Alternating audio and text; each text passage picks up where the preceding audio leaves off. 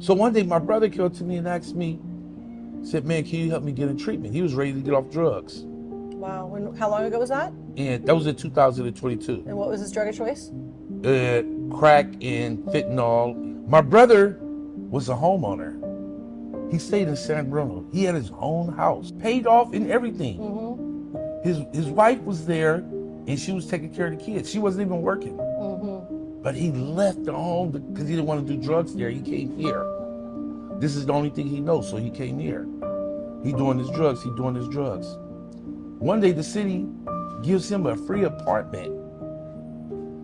I don't understand how he qualified, because how could you be homeless and you own 800 and something thousand out of home, you own. But city gave him a nice apartment down by the beach, by the pier, out that way. And one day he came up to me and said he was ready to get off drugs because he wanted to go home. So I said, all right. I took him to harm reduction. The people who be pushing the carts, they be pushing carts around here, baby strollers with kids in there. So I asked the lady, I said, look, my brother want to get off of drugs. Do you have any information that I can help him get off drugs with? They said, no, we don't do that. I said, all right. He was right there too. I said, all right.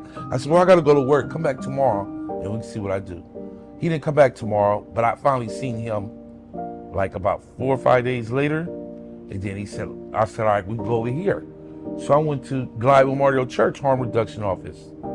And I asked the lady, I said, look, my brother want to get off drugs. Do you have anything for him? Oh, no, we don't do that. You got to look it up. She said, I said, you got a number? She said, no, you got to look it up. I said, all right. So I left. My brother left. He said, he go see me the next time. A few days later, I go to San Francisco AIDS Foundation on 6th Street. They gave me the same spiel. They said, we don't do that. We don't have nothing for them. All these places, that started making me think differently about harm reduction, because I always thought they was good. And then I realized they're not helping nobody. Okay, so I tell my brother, all right, well, we're going to try somewhere else tomorrow. We're going to go to General Hospital and see what they have, because I didn't know nothing. But I said, all right, he asked me for some money to get something to eat. I gave him $20. I seen him ride right down the street on his bicycle. I seen him make a transaction with a Hondo. Mm-hmm. A Hondo? Yeah. Mm-hmm. And then after he made that transaction, I get a phone call from somebody. My brother was right there in his room, overdose, dead. Oh my God. I have seen that video. I had no idea that was your brother. Yeah. That was his apartment room. That was his free apartment? That was his free apartment. And he had a house. That is so crazy. So I came outside one day to sit on the porch. I looked, that way all I seen is misery. Look that way, I see misery. I looked right across the street. It was misery. So I said, I got to start doing something about this. And a lot of people know me out here, and a lot of people look up to me and speak to me. So I said, that week, I lost 5 people I knew that week besides my brother. What year was it? 2022. Between 2021 and 2023, we lost 320,000 people in the United States of America from overdose death. And it was when the fentanyl was the most potent. It's obviously during COVID. It was just get everybody into housing. I mean, that is incredible testimony. So you were called and then you went in and took that video of your brother? Yeah. Is that your own video? Yeah. Unbelievable. Have you ever wondered, like, if there's liability on the county, the city, to provide these houses that become expensive coffins? Like, is there harmful death? I always just wonder, like, as a family member, does it enter your mind that? Yeah. I mean, I look at that and I think the system killed your brother. I always vetted that out Under and the thought name about of it. harm reduction, housing first. Because they put these people in these SROs and they just forget about it.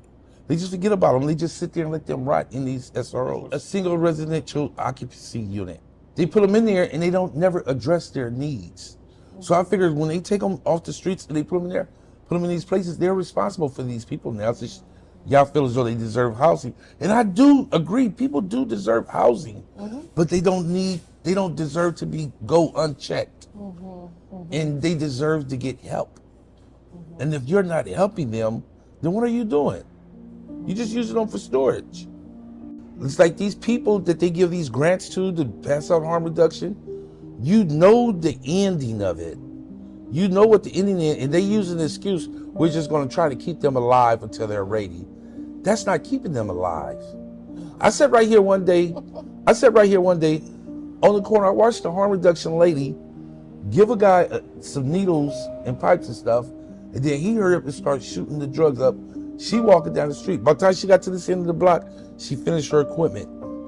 By the time she got back down here, the guy was overdosing, and they never had a chance to bring him back. He died. And he died with that needle in the arm that she gave him. And after she realized that, and I posted that, a few months later, she came and spoke to me. She told me she quit. She said that knocked some reality back into her.